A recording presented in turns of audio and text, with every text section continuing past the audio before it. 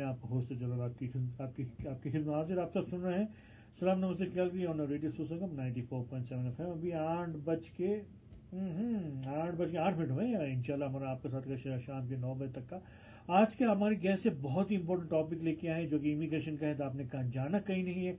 अगर आपने कोई भी सवाल हो you can watch live on Facebook इस बार, और आपने कमेंट्स में जो कोई भी सवाल हो you can write it down. तो मैं जो हमारे जो गेस्ट है उनसे मैं पूछ के आपको हम जो उसका आंसर देंगे। लेकिन सबसे पहले माय को-होस्ट सलमा जी भी यहाँ पर मौजूद है। हेलो सलमा जी। हेलो जलाल, अस्सलाम वालेकुम सब लोगों को एंड सलाम नमस्ते आदाब सत श्री अकाल याली मदद and a very cold snowy evening. लेकिन क्या किया जाए, दिसंबर का महीना है और इसी तरह चलता रहेगा, आती रहेगी जाती रहेगी। और अच्छा है कि शिनोक आ जाती है तो आराम होता है। तो जैसे कि आप देख रहे हैं, जो लोग हमें देख रहे हैं कि हमारे जो गेस्ट हैं वो आ चुके हैं और हम उनसे आज बहुत ही इम्पोर्टेंट टॉपिक पे बात करेंगे कि वो इमिग्रेशन से ताल्लुक़ रखते हैं और काफ़ी सालों से इसमें काम कर रहे हैं। तो इंशाल्लाह हम लोग काफ़ी इम्पोर्टेंट क्वेश्चंस इनसे पूछेंगे। अगर किसी को भी कोई कमेंट करना हो तो प्लीज़ आप कर लीजिएगा जैसे कि जलाल ने बताया।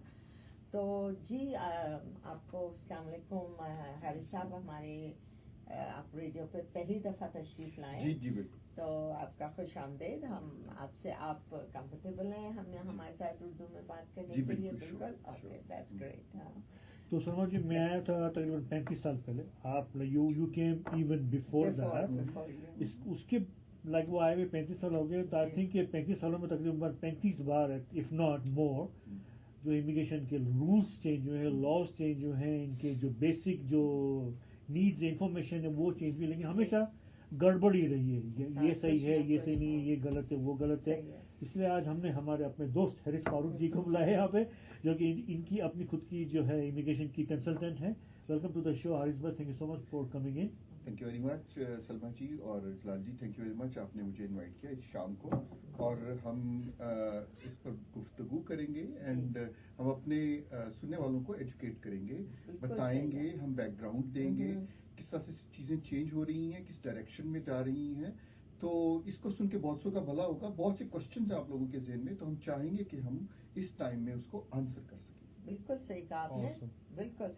तो सबसे पहले आप अपने बारे में थोड़ा सा बता दीजिए ताकि जो हमारे पहली दफ़ा हमारे रेडियो पे आए हैं तो अपना इंट्रोडक्शन देने के बाद फिर आपसे हम गुफ्तगू करते हैं रिगार्डिंग इमिग्रेशन। जी थैंक यू सलमा जी। मेरा नाम हारिस फारूक है, मैं रेगुलेटेड कैनेडियन इमिग्रेशन कंसल्टेंट हूँ and I have a full license, unrestricted license. मैं केसेस को रेफ्यूजी बोर्ड में भी असाइलम केसेस को भी रिप्रेजेंट करता हूँ और हर तरह की अपील से डील करता हूँ।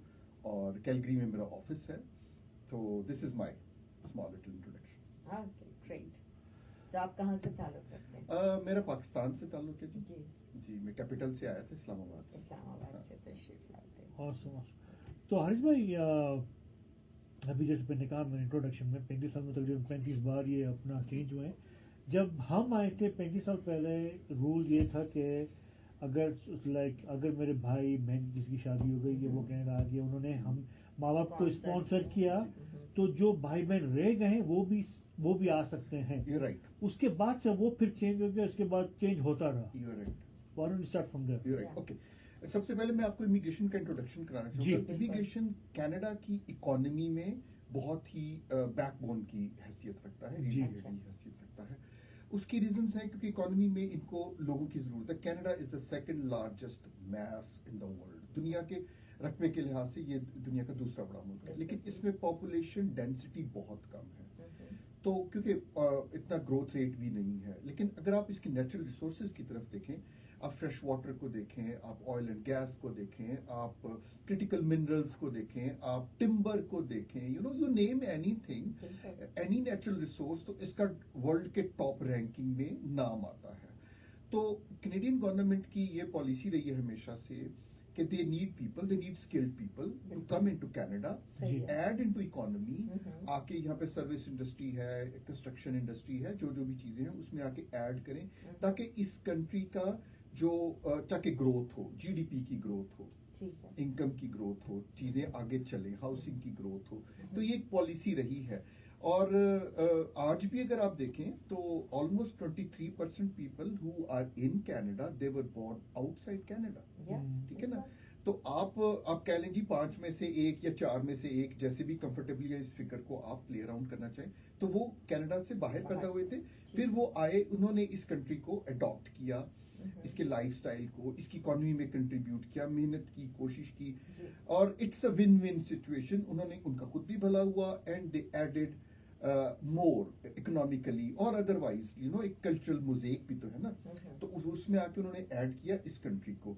तो जलाल साहब ने जो बात स्टार्ट में की, बड़ी अच्छी इन्होंने बात की कि ये पॉलिसीज चेंज होती रही हैं।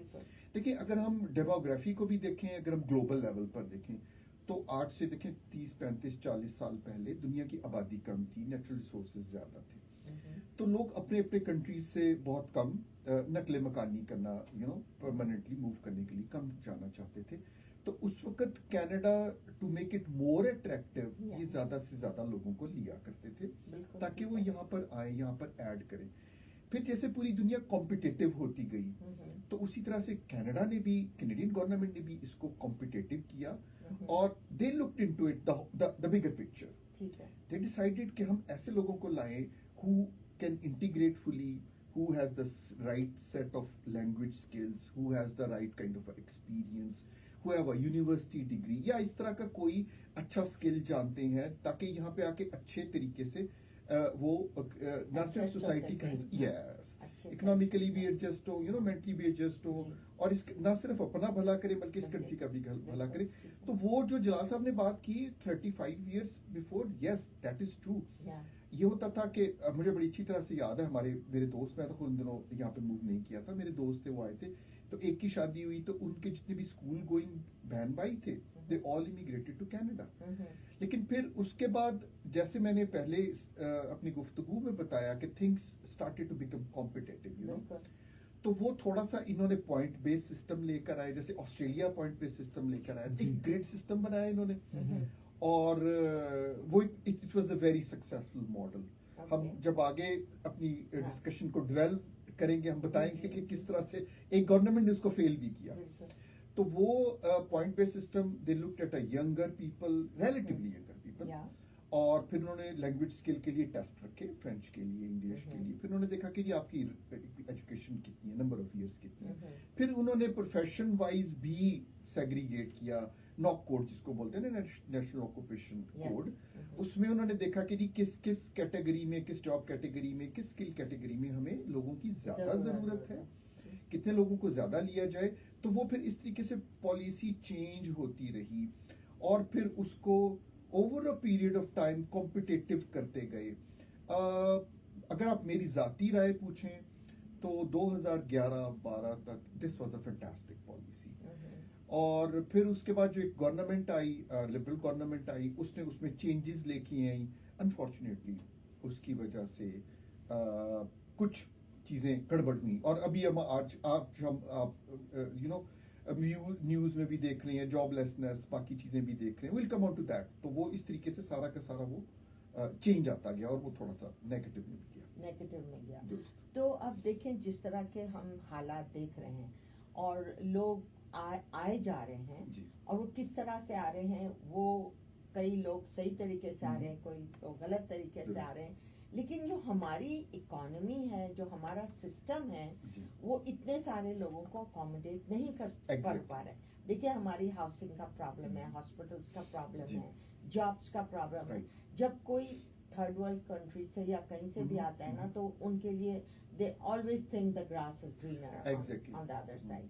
लेकिन जब वो यहाँ पहुँचते हैं और देखते हैं कि 1 महीना गुजर गया, 2 महीने गुजर गए, 6 महीने गुजर गए, there are no jobs, schools में ओवर क्राउडिंग हो रही है। सो आप क्या समझते हैं कि where should we draw the line, कि इस तरह का इन्फ्लक्स इतना ना हो कि हमारे लोगों को भी प्रॉब्लम यहाँ पर हो जाए? तो आप क्या समझते हैं? ये आपने बहुत ही अच्छी जो है ना तिरपैराई से इसका जिक्र किया है।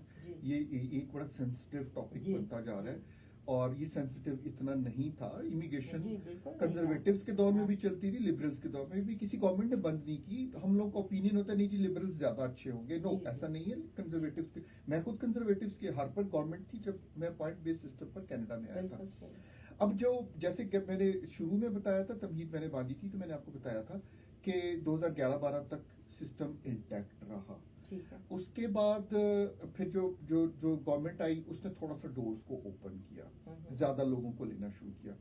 अच्छा, ज्यादा पॉइंट बेस्ड सिस्टम पे भी अगर आप ज्यादा लोगों को लेते रहे तो that was justified because you were getting a quality. आप एक सिस्टम से गुजर के, एक छलनी से गुजर के, फिल्ट्रेशन सिस्टम से लोग गुजर के आते थे, और जिन्होंने पॉलिसी बनाई थी उन्होंने ये सोचकर बनाई थी कि ये इतना आपके पास सेटलमेंट फंड होगा, आपका आइल्स का ये लेवल होगा, आपके पास यूनिवर्सिटी डिग्री होगी और आपका वर्क एक्सपीरियंस इस तरह का होगा, तो you are likely to get settled into Canada और इसका एक प्रोडक्टिव पार्ट बन सकेंगे। उसके बाद फिर इनको बढ़ाया गया। लेकिन अगर आप मेरे से पूछें, हमारा एजुकेशन, हमारा जो इमिग्रेशन सिस्टम है उसमें ज्यादा प्रॉब्लम आई थी पेंडेमिक एरा में। जब पेंडेमिक आया जब पेंडेमिक आया तो एक मैं आपको थोड़ी सी एक चीज before we get into the details of pandemic के क्या चेंजेस हैं, थोड़ा सा मैं आपको बताना चाहूंगा कि टेम्परेरी इनको वर्कर्स चाहिए होते हैं। TFW प्रोग्राम ये आज का नहीं, बहुत पुराना है। उसमें कुछ लो पेइंग जॉब्स हैं जो कैनेडियन नहीं करना चाहते, कुछ डेंजरस जॉब्स हैं, कुछ फार जॉब्स हैं। मसलन आपके एग्रीकल्चर को, फार्मिंग को, फ्रूट पिकर्स चाहिए, डेयरी फार्म में हार्ड वर्क, उनको ऐसे लोग चाहिए, तो वो जो कैनेडियंस नहीं करते। Truck driver, long haul truck drivers, ठीक है, वो एक इस तरह का जॉब था कि जिसमें के लॉन्ग आवर्स थे, आपका वर्क लाइफ बैलेंस नहीं था, तो वो उसके लिए टेम्परेरी फार्म वर्कर्स हमेशा से लिए जाते थे। अभी शेफ की एग्जांपल ले लें, people don't want to do it, Canadian born बच्चे नहीं शेफ बनना चाहते, तो वो उसके लिए टेम्परेरी फार्म वर्कर लिए जाते थे। लेकिन जैसे मैंने शुरू में कहा, हर चीज कंट्रोल्ड थी। आप कितना सोसाइटी में एब्जॉर्ब कर सकते हैं। देखिए कितने ट्रक चल रहे हैं तो कितने ट्रक ड्राइवर चाहिए, कितने रेस्टोरेंट्स हैं तो कितने शेफ चाहिए, तो वो सारा का सारा डिस्टर्ब हुआ पेंडेमिक एरा में। पेंडेमिक एरा में जो ट्रूडो गवर्नमेंट थी उन्होंने ये फील, देखिए फ्लाइट्स बंद होगी, आना जाना बंद हो गया, इतनी अनसर्टेनिटी आई कि नोबडी न्यू कि हम इससे कब निकलेंगे। उस वक्त की गवर्नमेंट ने ये फील किया कि शायद हमारे बिजनेसेस डिस्टर्ब हो जाएंगे, दे विल नॉट फाइंड वर्कर्स, और हम एक इकोनॉमिक रिसेशन में चले जाएंगे।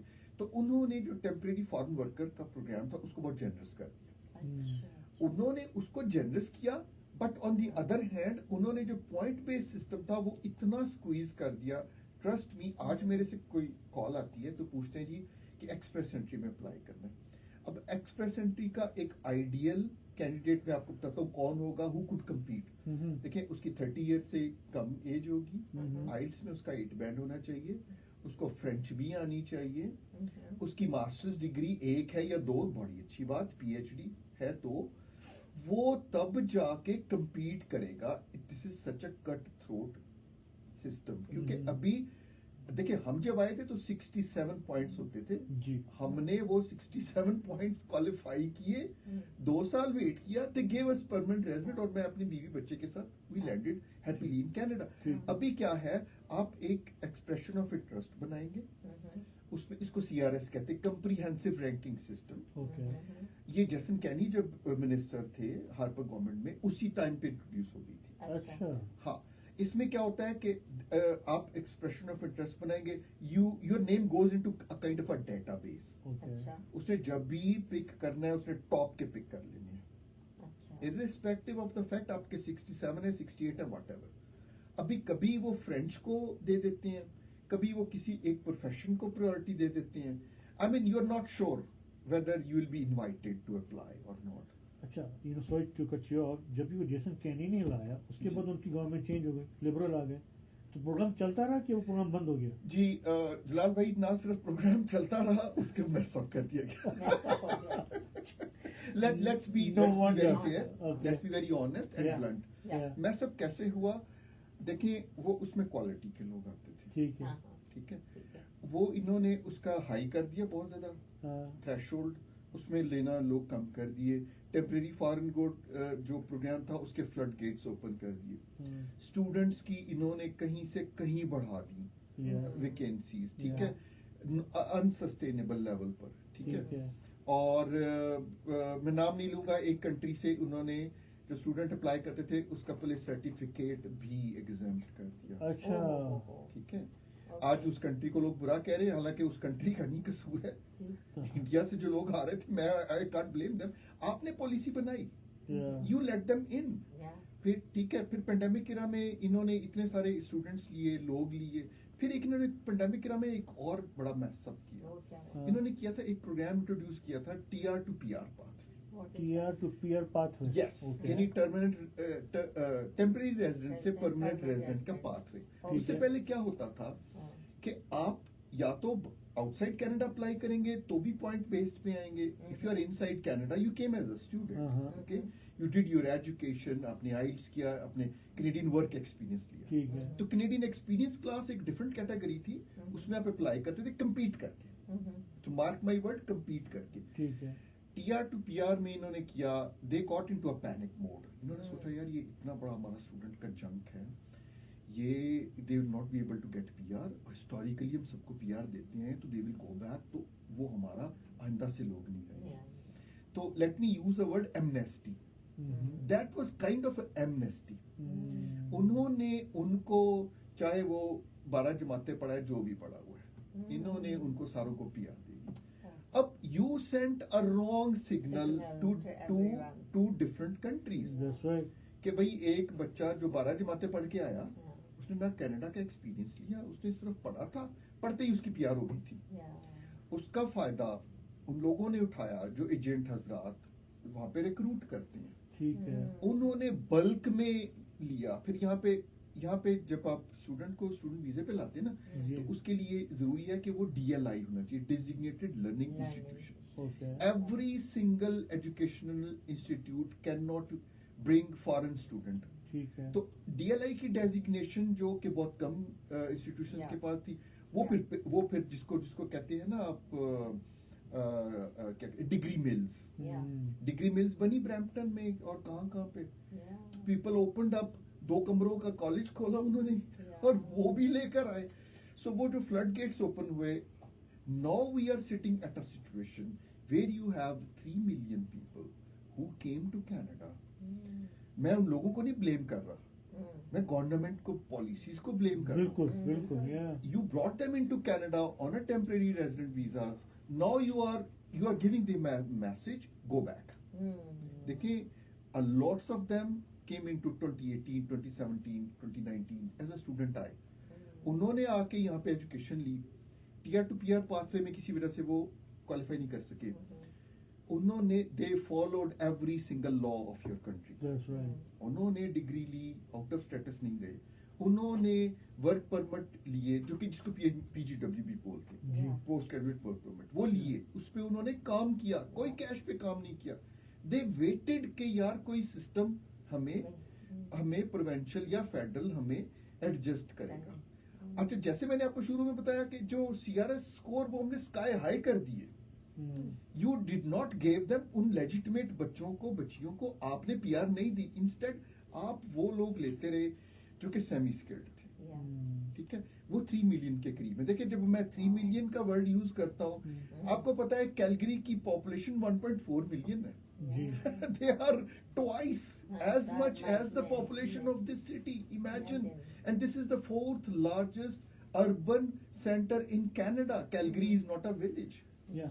Calgary is right now 1.7 right now. 1.7, sorry. अच्छा, मैंने ऐसा भी सुना है कि उन्होंने अपना एक जो है केस मैंने खुद ने सुना है कि किसी को उसने अप्लाई किया था, अपना स्टूडेंट आया, फिर उन्होंने उसे अप्रूव कर दिया, उन्होंने उसको जो लिंक भेजा, खुद का PR का जो कार्ड जो है अपना लिंक भेजा, और वो लिंक काम नहीं कर रहा है, और 2 दिन के बाद उसका एक्सपायर हो गया। Now he has to go back, उसको ऑर्डर आ गया। वो क्या चक्कर है? जलाल साहब, इसमें मैं आपको थोड़ा सा बताऊंगा। अगर आप लोग मीडिया फॉलो करते हैं, गूगल से भी सर्च कर सकते हैं जी। जब जस्टिन ट्रूडो गवर्नमेंट जा रही थी ना, तो दे हैड डिसाइडेड कि we lower the immigration levels, ठीक है। इम्प्लीमेंट नहीं करे थे लेकिन उन्होंने डिसाइड कर लिया था। ठीक है। उन्होंने 3300 लोगों को आईआरसीसी से ले ऑफ किया था ऑल ओवर द ग्लोब। देखिए अब जैस्पर में एक ऑफिस है जो कि आपके वर्क परमिट को प्रोसेस करता है, ठीक है ना। इसी तरह से मिसिसागा में एक ऑफिस है जो कि आपके फैमिली केसेस को देखता है। फिर इसी तरह से आपका वैंकूवर में एक ऑफिस है जो ह्यूमैनिटेरियन कंपैशनेट को देखता है। इसी तरह न्यू दिल्ली में एक आपका एक ऑफिस है जो कि वहां पे वीजा को प्रोसेस कर रहा है, ठीक है। तो ग्लोबली आपने 3300 लोगों को ले ऑफ किया जो कि आपके केसेस को प्रोसेस करते थे। उससे क्या हुआ कि बर्डन बढ़ गया। देखिए ओवरनाइट इतना काम रिड्यूस नहीं हुआ, दैट यू हैड प्लान्ड कि you will reduce, but once you put the axe, आपने 3300 लोगों को घर भेजा। उसका ये नहीं था कि आपने इतने एप्लीकेशन लेना बंद कर दी, एप्लीकेशन उसी स्पीड से आ रही थी। उससे क्या हुआ, वेट टाइम बढ़ गया, ए बी, इस तरह की गलतियां शुरू हो गई। So people are overworked. Wait time आपका कहाँ से कहाँ है। अभी आप देखें ह्यूमैनिटेरियन कंपैशनेट ग्राउंड की अगर आप एप्लीकेशन डालते हैं तो उसका वेट टाइम 10 years ऑनलाइन दिखाता है। भाई 10 years कौन वेट करेगा? 10 years के बाद क्या होना है, ठीक है। Maybe you change your programme, maybe आप क्या पता इस दुनिया में ही ना रहे। You know how you are telling these people you have to wait 10 years। I mean make no sense at all. But unfortunately ये मैं तो मैस कहूंगा, ये मैस क्रिएट हुआ। अनफॉर्चुनेटली हम इसी में से गुजर रहे हैं अभी। तो ऐसा नहीं होता जैसे कि कितने होंगे यहाँ पे कैलगरी में इमिग्रेशन के कंसल्टेंट्स बहुत सारे, तो ऐसा कोई रूल नहीं है कि आप लोग ये सारा कुछ देखते हैं, आप लोग कुछ आगे बढ़ाएं कि देखें this is what's happening and this is creating so much, ऐसा कुछ? देखिए मैं आपको इसका जवाब देता हूँ। Canada is a first world country. They plan every single thing. इन्होंने फ्यूचर में भी plan, they have a think tanks. आपने शुरू में बोला था ना कि एक पॉपुलेशन को सस्टेन करना, लेकिन मैं आपको छोटी सी एक एग्जांपल देता हूँ। आप किसी कम्युनिटी की बात करें, ठीक है, आप चलिए ब्राइडलवुड की बात करें। एक कम्युनिटी जब डिजाइन की गई थी तो उसमें उन्होंने देखा था कि इतने सिंगल फैमिली हाउसेस होंगे, इतने हाई राइज होंगे, इतने 1000 की पॉपुलेशन आनी है। उस पॉपुलेशन के मुताबिक उन्होंने roads, parking places, schools, colleges, even fire station भी एक्सेस कर सकेगा कि नहीं। उस रोड के ऊपर लिखा होता है this is a fire lane, you can not park your car here, ठीक है। उसमें उन घरों में कितने हाउस होल्ड में कितने बच्चे होंगे, वहां का एलिमेंट्री स्कूल उनको सस्टेन करेगा। इस कम्युनिटी को कौन सा हॉस्पिटल लग रहा है, उसमें कितने हॉस्पिटल बेड्स हैं, राइट। ये सारा कुछ, even sewerage, even your power supply, ठीक है। वो अब सारा मैस हुआ। एक गवर्नमेंट अब जब इतने लोगों को लाई, जब वो आपके पास ज्यादा लोग आए तो आपने फिर बेसमेंट्स लीगल बनाई। तो एक स्ट्रीट में अगर 20 गाड़ियों ने खड़ा होना तो वहां पे 40 गाड़ियां खड़ी होगी। सही बात। उसी स्ट्रीट में अगर 35 बच्चों ने होना था तो वहां पे 70 बच्चे हो गए। तो स्कूल तो डबल नहीं हुए, ठीक है। फायर स्टेशन तो डबल नहीं हुए, हॉस्पिटल बेड्स तो आपने डबल। आपका लास्ट हॉस्पिटल कब बना था कैलगरी में, यू नो इट, है ना। ये पीटर लॉकहीड हम पढ़े, इनका सारा देखें। नॉर्थ हॉल कैंपस तो पता नहीं कब से बन रहा था, राइट। उसके बाद कितना बना, लेकिन कितने लोग नए आए। you always need to draw a balance. ये गवर्नमेंट का काम है, आप मेरा काम नहीं है, ठीक है ना। ना ही उन एप्लीकेंट्स का काम है जिनको आपने फ्लड गेट्स पे लेके आए। You can't blame them, of course. आपने कहा आ जाओ, क्योंकि देखिए हमारे पास मेयर आई थी अपनी छोटी, अब वो हम बात कर रहे थे उनसे, तो वही हमने कहा ये आपका सिस्टम देखिए, आप कह रही हैं कि 250 लोग एवरीडे आ रहे हैं कैलगरी, तो what are you doing for that? Exactly. Those said, oh, we are building roads, but see, you don't have a very solid like a outline कि भाई अब क्या करेंगे जब आप इतने सारे लोगों को लेकर आ रहे हैं। तो उसका कोई, आप या तो फिर कुछ रुकिए, पहले अपना सिस्टम ठीक करिए, फिर आप लोगों को लेकर आइए। एक वर्ड में यूज करना चाहूंगा, infrastructure. You always need to have infrastructure to accommodate the population, the number of people. देखिए यही तो डिफरेंस है थर्ड वर्ल्ड कंट्री में और फर्स्ट वर्ल्ड कंट्री में। वहाँ पे तो कच्ची वादियां बन रही हैं, झुग्गियां बन रही हैं, नालों में पानी बह रहा है, अब things are messed up, but you plan every single thing here. यहाँ पे आप गवर्नमेंट का डेटा उठा के देखें जैस्पर और बैफ में वाइल्ड लाइफ कितनी है वो भी उनके अकाउंटेड फॉर है, ठीक है। अगर किसी एक क्रिएचर की पॉपुलेशन बढ़ रही है तो उसको कैसे कंट्रोल किया जाएगा, क्योंकि वो दूसरे क्रिएचर को मे बी किल कर रहा है, यू नो। तो ये सारा का सारा प्लान होता है। वो ये किसकी रिस्पॉन्सिबिलिटी थी, आपकी मेरी नहीं थी। It's a failure on a bigger level but of the government. बिल्कुल। You are listening and watching Assalam Namaste Calgary on Radio Susangam 94.7 FM, जिसको स्पॉन्सर किया कंट्रीज टोयोटा। इनका फोन नंबर है 403-290-1111। Think Toyota, think the giant Country's Toyota, or you can visit the website cstoyota.com। हमारा good friend Imtiaz Ahmed realtor, जो कि अपना urban real estate से हैं, he is been realtor for 30 years। अगर आपने कोई भी घर लेना हो, बेचना हो, you can call him at 403-612-0145, 403-612-0145। and फिर हमारी है good friend Rubina Qasim Ali, she is a specialist for the mobile mortgage, works with the TD। you can call her 403-870-7069, 403-870-7069। she can come to your place and give you all the details you need। Hamza Bhatt, जो कि अपना बटकड़ा banquet hall से, अगर आपने कोई भी शादी का या तो किसी एनिवर्सरी है, अगर आपको कोई बर्थडे पार्टी करवानी है, इनका जो banquet hall it's good enough for 200 people. और उनका जो पैटियो भी खुला होगा during winter, so you can have जो 100 more people. You can call Hamza Bhatt at Bhatt Kadhai. और आखिरी है एक्जिन मोर राजू क्यूजिन, जो कि सारा सिद्दीक साहिबा है। इनका फोन नंबर है 403-903-9039, 403-903-9039, 403-903-9039। if you want to have west eastern and western, आप तो अगर आपने ब्रेकफास्ट करना है, so it is in the falcon range community centre, जो मैकनाइट एंड जो 52nd पर है। आज हमारे गेस्ट है हारिस फारूक साहब, जो कि अपने इमिग्रेशन कंसल्टेंट है। इनकी अपनी हारिस फारूक के नाम से इनकी अपनी एजेंसी है। हारिस भाई, अभी आपने जो कहा कि इन्होंने इतने हज़ारों में खोल दिए, दुनिया से स्टूडेंट्स आ रहे थे, एजेंट्स के, जैसे वहाँ पे अपना ईद हो गई इनकी एजेंट्स की। लेकिन हमने ये भी सुना है कि यहाँ पर जो बिजनेसेस हैं, अगर जैसे अपने मेरे पास बिजनेस है, अगर मुझे 2, 3, 4 लोगों को हायर करना है, तो मैं आपसे 10, 12, 15, 50 हज़ार लूंगा एक बंदे के लिए जी। इज इट तो ऐसा हुआ है जलाल भाई? आपने बिल्कुल सही कहा। अनफॉर्चुनेटली ये हुआ है। अच्छा। और मैं शायद चंद एक कंसल्टेंट्स में हूँ कैलगरी में, जिसने इस बिकॉज दिस इज इलीगल, इसमें मैंने बिल्कुल नहीं किया जी। लेबर मार्केट इम्पैक्ट असेसमेंट एक गवर्नमेंट ऑफ कनाडा का प्रोग्राम है। आपका बिजनेस है, देखें, उसमें आपको वर्कर नहीं मिल रहे, आपने एडवर्टाइज किया, आपने कोशिश की, तो आपको नहीं मिले। Maybe people don't want to relocate, maybe people are not ready to work in that profession, या उसकी कोई सैलरी अट्रैक्टिव नहीं है, फॉर एनी रीजन नहीं करना चाह रहे थे। तो गवर्नमेंट ऑफ कनाडा ने आपको प्रोविजन दिया कि आप अप्लाई करें और आपको एक क्राइटेरिया को मीट करें, और उसके अकॉर्डिंगली आपको अलाउ किया जाएगा कि आप वर्कर बाहर से लेकर आए। ठीक है।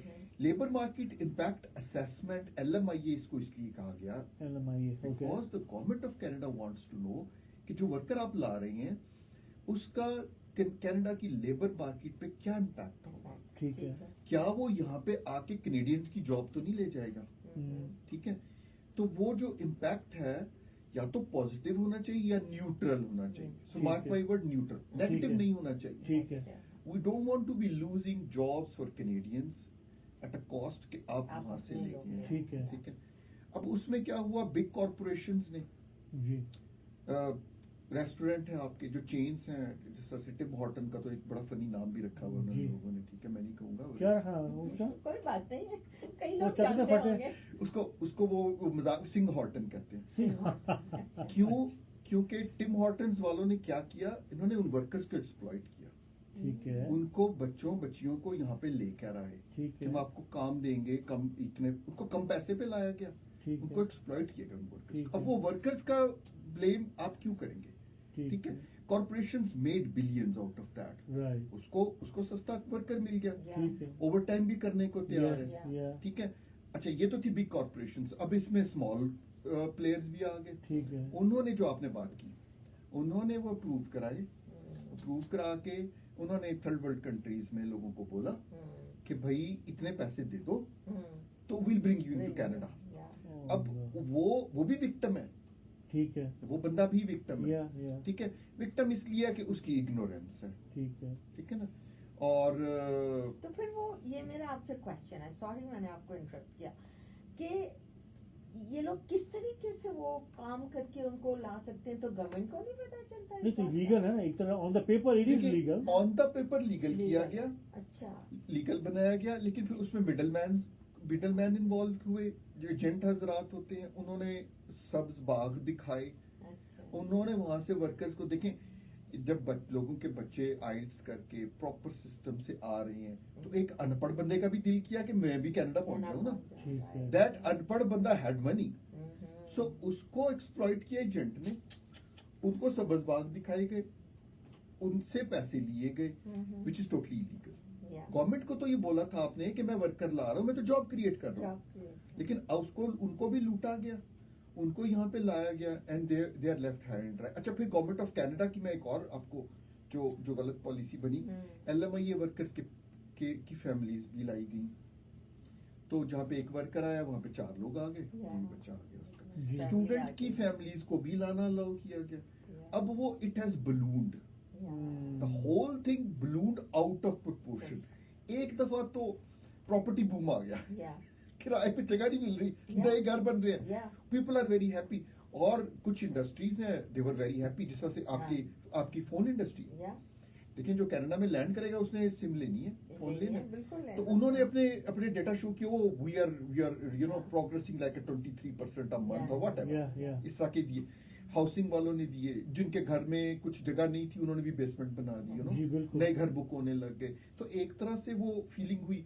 और जो आए, मैं फिर रिपीट करूंगा, मैं उनको ब्लेम नहीं करता। देखिए, आपके हमारे बच्चे जिन कैनेडियन यूनिवर्सिटीज कॉलेजेस में पढ़ते हैं, उसकी जो पैसे हैं, those were being subsidised by those international students. बिल्कुल वो 3 टाइम्स फीस देते थे। जी, ठीक है। आप अभी न्यूज पढ़े, आप पढ़ेंगे जी बो वैली इतने टीचर्स को ले ऑफ कर रही है जी। क्वींस यूनिवर्सिटी कितना प्रेस्टिजियस नाम है, उसने वो ले ऑफ कर रही है। ठीक है, उनके पास फंडिंग नहीं है। गवर्नमेंट ऑफ, देखिए गवर्नमेंट तो नहीं सारी उनको फंडिंग देती ना, क्योंकि हमारा जो इकोनॉमिक सिस्टम है वो कोई कम्युनिस्ट सिस्टम तो है नहीं, टोटल तो वेलफेयर नहीं कि 100% गवर्नमेंट यूनिवर्सिटीज को पैसे देगी। तो वो अपना बहुत सा उधर से करते थे। फिर आपको मैं मजे की बात बताऊं, स्टूडेंट्स को लोग ब्लेम कर रहे हैं, लेकिन स्टूडेंट्स, आपका ओंटेरियो में घर महंगे, आपका मोर्गेज महंगा है जी, आपका इंटरेस्ट रेट हाई है। मैं कितने हाउस होल्ड को जानता हूं जो कहते हैं कि अगर हम स्टूडेंट्स को रेंट ना करें, we can't pay mortgage, will go bankrupt. आप तस्वीर का दूसरा रुख क्यों नहीं देखते? आप उन लोगों में क्यों शामिल हो रहे हैं रेसिस्ट में, जो कि who are blaming the students, who are blaming those workers? भाई वो they never entered illegally into Canada. आपने एक सिस्टम इंट्रोड्यूस किया, you encouraged them, you brought them here, और आज आप कह रहे हैं कि you go back. मतलब ये दिस इज कनाडा का एक नाम है, Canada has always been a magnet for immigrants. पूरी दुनिया से अट्रैक्ट करता है, डेवलप्ड कंट्रीज से भी लोग, मैं थर्ड वर्ल्ड कंट्री को छोड़े, डेवलप्ड कंट्रीज से भी आते हैं, जापान से भी लोग कनाडा इमिग्रेट करते हैं। You are sending them a wrong message, you are sending them a wrong message कि वी फेल टू प्लान। ठीक है ना, हमारा फेलियर था प्लानिंग का, अभी हम लोगों को वापस भेजना चाह रहे हैं, और you know And it's not that easy कि आप वापस आप नहीं निकाल सकते। तो यार तो जो बेचारे हैं, तो जो यहाँ पे स्टूडेंट्स आए थे, जिसके माँ बाप ने लाखों रुपए दे के उनको भेजा यहाँ पे, उनका क्या होगा व्हेन दे गो बैक? देखिए, ये बहुत अच्छी आपने बात की। बहुत से ऐसे स्टूडेंट्स हैं जो कि अपनी लाइफ के प्राइम एज में यहाँ पर जो मेक और ब्रेक का टाइम होता है जी, उन्होंने मेहनत की, आइल्स लिया, उन्होंने स्कोर अच्छे लिए अपने एजुकेशन में, यहाँ फर्स्ट टाइम वो घर से बाहर निकले। ऐसे बच्चे भी हैं who came into Canada, they struggled. उन्होंने अपनी एजुकेशन को, अपनी जॉब भी की, थोड़ी बहुत एजुकेशन को बैलेंस किया, इस कंट्री को के सिस्टम को सीखा, कंट्रीब्यूट किया, डिग्रीज ली। अब they just can't go back, they don't want to go back, because वो तो इस सिस्टम का क्या आदी हो गया ना। आज आपने you know with the stroke of a pen you are telling them go back, नहीं, ये नहीं होने लगा। तो ये this is what it is happening. तो अभी जैसे कोई शादी करता है, अगर उसको अपनी वाइफ को स्पॉन्सर करना, उसमें कितना टाइम लगता है? देखिए, वो लहदा स्ट्रीम्स हैं, वो तो आपका राइट है। ठीक, हाँ, उसमें दो तरह की स्ट्रीम्स होती है स्पाउसल में, ठीक एक होती है। है इनसाइड कनाडा, एक ठीक। होती है आउटसाइड कनाडा। ठीक है। सो देखें, यहाँ पे कोई वर्कर आया है, यहाँ पे कोई विजिटर आया है, यहाँ पे कोई पढ़ने के लिए आया है, वो यहाँ पे किसी से शादी करना चाहता है, ठीक है। वो जब अप्लाई करेगा तो वो इनसाइड कनाडा Inside कैटेगरी में Canada, करेगा। हाँ। लेकिन एक बच्चा या बच्ची जो कि कंट्री से बाहर गया, वहाँ पे उसकी शादी हुई, नो वो उसको इस कंट्री में परमानेंट रेजिडेंसी पे लाना चाहते हैं, जी। तो वो आउटसाइड कनाडा कैटेगरी है। हम्म। देखिए आउटसाइड कनाडा कैटेगरी में एक जो एक रफ सा अभी ऑनलाइन भी चेक करेंगे ना, 12 to 13 months है। अच्छा। 12 to ये 13 हाँ, months हो गया है। ये सिस्टम जनरेटेड टाइम है। हाँ। आप गूगल करें, आप जाएं चेक प्रोसेसिंग टाइम कनाडा, उसमें चूज करें स्पाउसल, तो पूछेगा इनसाइड और आउटसाइड, ये भी पूछेगा इन क्यूबिक और आउटसाइड क्यूबिक, आप चूज करिए, you will find the time. तो वो टाइम है, लेकिन वो सिस्टम जनरेटेड टाइम है। मैं फिर से रिपीट कर रहा हूँ उस बात को, क्योंकि उससे कुछ बढ़ भी सकता है और कुछ की जल्दी भी होती है। हमारे और बहुत जल्दी भी हो होते हैं। हाँ, जल्दी। If you prepared a strong case, हम जब प्रूफ्स लगा के एवरीथिंग इन ऑर्डर करके हम भेजते हैं, जिसमें के वीजा ऑफिसर के लिए they have a very less questions to ask, they get everything they are looking at, तो वो 6-7 months में approve हो अच्छा। जाता है। जी। That's a great thing. So, अच्छा आप 2-3 और क्वेश्चन मेरे दिमाग में आ रहे थे Please, please. जब आपने कहा, तो देखें अब मैं ये पूछना चाहूंगी कि अब ये सारा कुछ ballooned out हो गया है, everything is kind of getting out of. Now, what you as an immigrant consultant think कि what can be done, कि हम कुछ क्या कर सकते हैं जो हम इसको थोड़ा बैलेंस आउट कर सकते हैं? मैं देखे कुछ कार्नी गवर्नमेंट की पॉलिसीज की ठीक है। मैं प्रेज करना चाहूंगा। ठीक है। ये बिल्ड कनाडा और नेशनल इंटरेस्ट के जो बड़े बड़े प्रोजेक्ट्स लेकर आ रहे हैं ना, वो they will turn around the economy. ठीक है। कनाडा अनफॉर्चुनेटली, आप जस्ट लुक अराउंड, यहाँ पे जॉब्स है सर्विस इंडस्ट्री, जी। मैन्युफैक्चरिंग तो हमारे पास है नहीं। नहीं है। देखिए कितने लोग इंश्योरेंस एजेंट बन सकते हैं, कितने लोग मोर्गेज में बन सकते हैं, ठीक है, या कितने लोग, जैसे मैं भी सर्विस इंडस्ट्री में, कितने लोग बैंक में जॉब करेंगे, मैन्युफैक्चरिंग नहीं। तो मैन्युफैक्चरिंग अगर हम लेकर आए इस कंट्री में, जैसे मैंने स्टार्ट में कहा कि नेचुरल रिसोर्सेज बहुत हैं, आप you are sitting at the world's 3rd largest oil reserve, लेकिन आप Right. रिफाइन भी नहीं करते, Refine भी नहीं रिफाइनरीज करते। नहीं है जी। आप सॉरी तो ये जो कुछ पॉलिसीज लेकर आ रही हैं, और उसमें यहाँ पे जो है ना, कुछ रोड्स बनेगी नई, या कुछ पाइपलाइंस बनेगी नई, या कुछ क्रिटिकल मिनरल के डेवलपमेंट के बनेंगे, कुछ रिएक्टर्स बन रहे हैं, स्मॉल स्केल, इस तरह की बहुत सी चीजें, उससे I am hoping jobs create होंगी। इसका एक ही हल है, आप इकोनॉमी को रिवाइव करें। अच्छा। इकोनॉमी को रिवाइव करेंगे जब आप, तो जॉब्स क्रिएट होंगी, तो आपको फिर लोग चाहिए होंगे ना, Yeah. जी। सही। तो उसमें फिर जब वो लोग काम करने लग जाएंगे, they will get salary, they will pay taxes, so it's a win-win situation for the workers and for the economy, for a country, सबके लिए, तो वो अगर ये इसको इकोनॉमी को रिवाइव करें, जॉब अपॉर्चुनिटीज क्रिएट करें। कुछ हमारे साथ अनफॉर्चुनेटली, जैसे ट्रम्प गवर्नमेंट ने टैरिफ लगा दिए, अभी अल्गोमा ने देखे कितने बड़ी एक फिगर लोगों को ले ऑफ किया। इस तरह से आपकी बहुत सी और टिम्बर इंडस्ट्री है बीसी की, विच इज अंडर प्रेशर। तो अनफॉर्चुनेटली अभी तो हालात आपके उल्ट है ना, अभी तो उल्टा लोग ले ऑफ हो रहे हैं जो काम करने वाले भी हैं। तो अगर यहाँ पे हम इकोनॉमी को किसी तरीके से रिवाइव करें, यूएस पे डिपेंडेंसी कम से कम करें, डिवर्सिफाई करें इकोनॉमी को, ट्रेड को डिवर्सिफाई करें, नए ट्रेडिंग पार्टनर्स ढूंढें, और उससे जॉब्स क्रिएट होंगी, इकोनॉमी रिवाइव करेगी, इन लोगों को काम मिलेगा, और वो अपना भी फायदा करेंगे और इस कंट्री का भी फायदा करेंगे। That's the only thing I think the way out. So right, yeah. तो आजकल जैसे हालत जा रहे हैं, अभी जैसे आपने कहा कि हमारे पास अल्बर्टा में इतने लोग मूव हो रहे हैं। आपने कपिल शर्मा शो में आपने सुना होगा, कनाडा को वो बोलते हैं अपना सेकंड पंजाब बोलते हैं जी। तो जो लोग आजकल आ रहे हैं वो अपना सीधा अल्बर्टा आ रहे हैं, कैलगरी आ रहे हैं, जिस तरह लग रहा है हमें।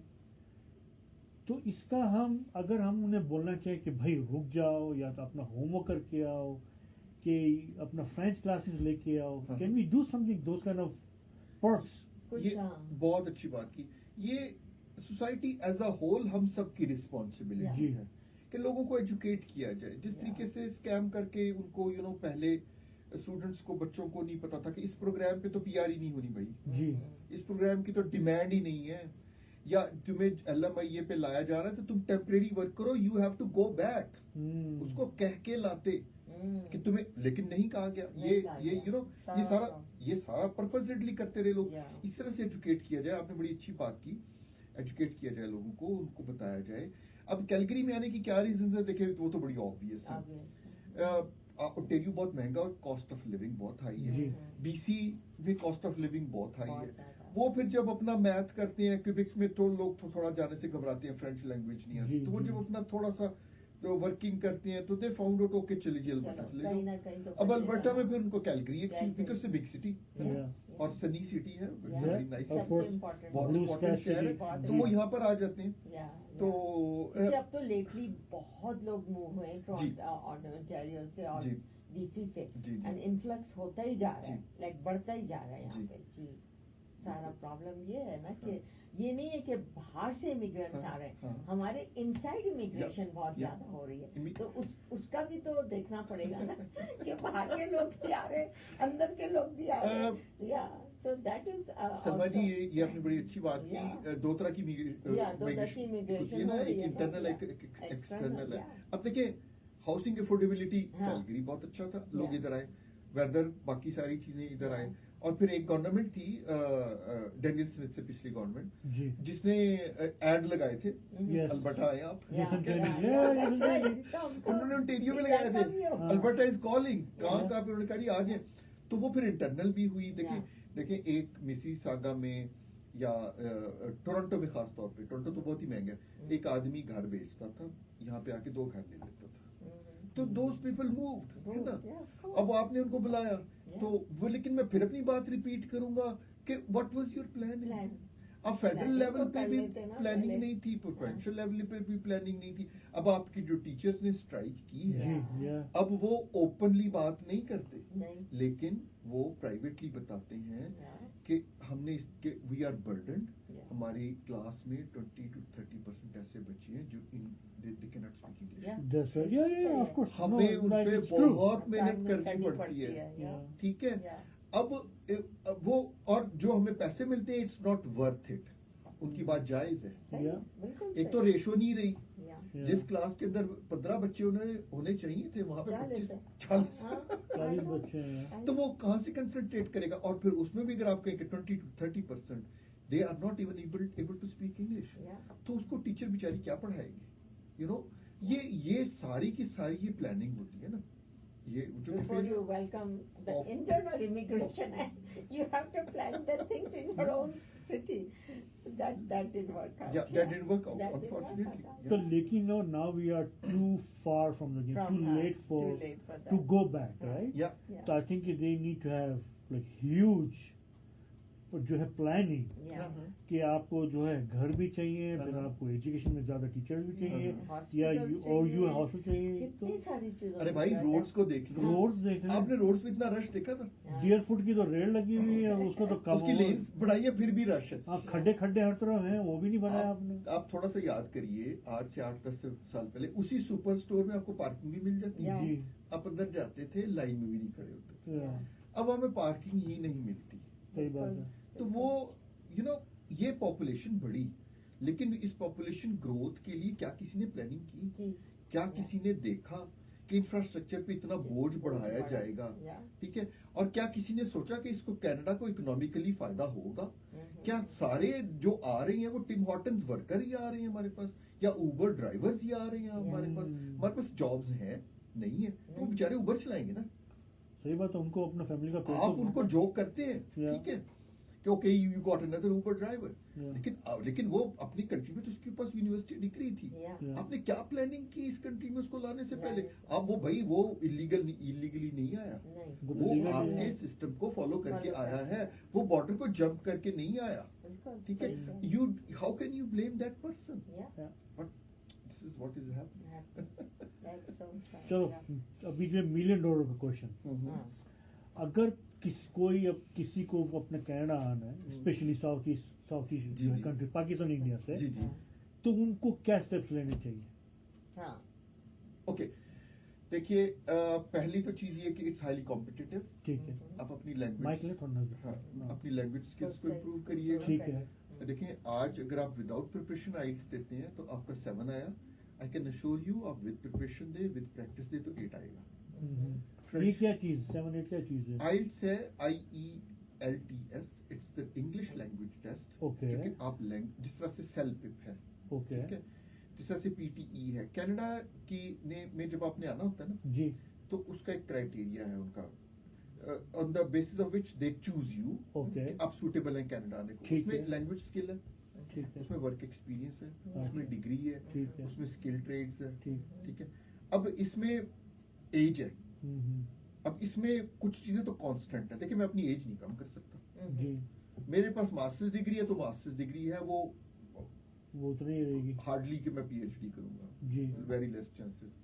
वर्क एक्सपीरियंस मैंने 5 साल काम किया है, तो वो मैं वेट करता रहूंगा तो 6 कर लूंगा। ठीक है So the only way, these are the constants Yeah. in a Yeah. point grid system, Yeah. right? हाँ, But there is one variable.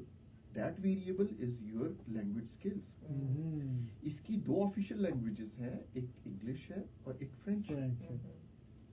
जैसे मैंने कहा, आप विदाउट प्रिपरेशन देंगे तो आपके 7.5 या 7 आएंगे। आप विद प्रिपरेशन दें, क्योंकि आप ये सोचें कि यू हैव टू कम्पीट। अब वो टाइम नहीं रहा, एक टफ कंपटीशन है और नेक टू नेक कंपटीशन है। Only the strong will survive. ठीक है आप लैंग्वेज स्किल को इम्प्रूव करें, अगर आपको फ्रेंच आती है थोड़ी बहुत, उसको इम्प्रूव करें, उसका टेस्ट भी दें, ठीक है। फिर आप देखते रहें स्किल यहाँ पे कौन सी इंडिपेंडेंट, जिस तरह मेडिकल की स्किल इंडिपेंडेंट। जी अब एक्सप्रेस एंट्री में, अब अगर आपका मेडिकल का बैकग्राउंड है, नर्सिंग का, तो इक्विवेलेंसी लें आप टाइम पे, वो आपको सूट करेगा, ठीक है। तो you have to play smartly, you have to see what the policy is and you have to try your best to achieve the maximum score, because ये एक रेस है, ये एक कंपटीशन है, या you are into a competition। सही बात है तो अच्छा, अब एक क्वेश्चन है कि ये जो हमें थोड़ा सा बताएंगे ये सुपर वीज़ा के बारे में, Right. क्योंकि इसमें काफ़ी सारे लोगों Right. को इसकी सही तरह से Right. मालूम नहीं है। मैं आपको बताता हूँ, सुपर वीजा जो है ना, it's kind of a TRV, temporary resident visa, okay जिसको मूर्फ आम में वीजा लग गया जी, मेरा विजिटर वीजा लग गया। जी जी सो जी TRV 2 तरह की होती है, एक तो आपका विजिटर या टूरिस्ट वीजा लगेगा, और दूसरा होता है super visa. Super visa is for a long duration. पहली बात, दूसरी बात, this is only for the parents, only for the parents and grandparents only, just for only. Parents and yes grandparents. Yes. Super वीजे पे देखें, मैं बुलाना चाहूँ, मैं अपने पेरेंट्स को बुला सकता हूँ या अपने ग्रैंड पेरेंट्स को बुला और इसमें कितना वक्त लगता है? इसका प्रोसेसिंग टाइम ना डिफरेंट है डिफरेंट कंट्रीज से। ओके, कुछ में ये 35-40 दिन में हो जाता है, कुछ में वो like 4-5-6 months. I know Pakistan का वेट टाइम ज्यादा है। अब उसके लिए, in order for me to be eligible to invite my parents और my grandparents for super visa, एक उसने इनकम थ्रेशोल्ड दे दिया, ठीक है उसकी एक ग्राफ दे दिया उसने। जी। वो गूगल करें तो वो आपको मिल जाएगा, हाँ, ठीक है। इनकम थ्रेशोल्ड, तो जो आपने इनकम टैक्स फाइल किया था, ठीक है। उसमें आपकी अगर आप मैरिड है तो फैमिली इनकम गिनी जाएगी, Yeah. मियाँ बीवी दोनों की। या उसमें आपके पास अगर नोटिस ऑफ असेसमेंट अगर अभी है, उसको उठाइए, उसमें लाइन 15,000 पड़ी है। लाइन 15,000 आपकी वो अमाउंट है जिसकी बेस पर आप क्वालिफाई करते हैं अपने पेरेंट्स या ग्रैंड पेरेंट्स को सुपर वीजा पे बुलाने के। फिर फैमिली साइज आपने कैलकुलेट करना है। देखिए, अगर मैं अनमैरिड हूँ, मैं अकेला हूँ, और मैं अपने पेरेंट्स, अपनी सिर्फ मदर को बुला रहा हूँ, तो वो हमारा फैमिली साइज हो गया 2। तो उस ग्राफ में मैं देखूंगा कि 2 लोगों की इनकम रिक्वायरमेंट कितनी है, उसको मैं मैच करूंगा अपनी लाइन 15,000 से। If I am above that, equal और above, then I am eligible, मैं अप्लाई करूंगा, वो आएंगे। अब सुपर वीजा क्या है? सुपर वीजा इंट्रोड्यूस किया था यही जैसन केनी गवर्नमेंट जब ये थे, इन्होंने किया था, और उस वक्त कंजर्वेटिव्स की, हार्पर की गवर्नमेंट थी। ये क्यों किया गया था?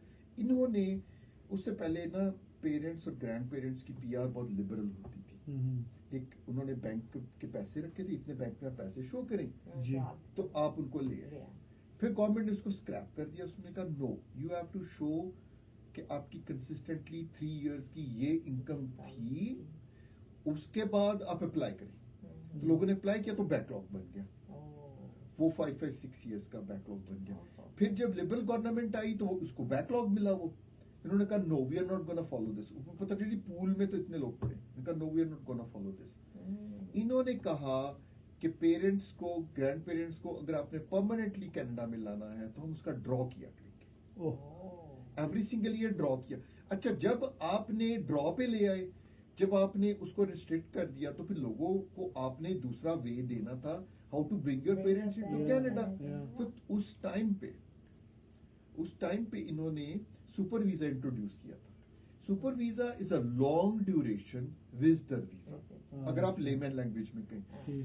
पहले इसमें ये था कि जब वो आते थे तो they could stay here for 2 years without leaving Canada. इसमें आपको उनकी इंश्योरेंस लेनी पड़ती है ताकि वो बीमार हो तो वो बर्डन ना हो गवर्नमेंट ऑफ कनाडा पे।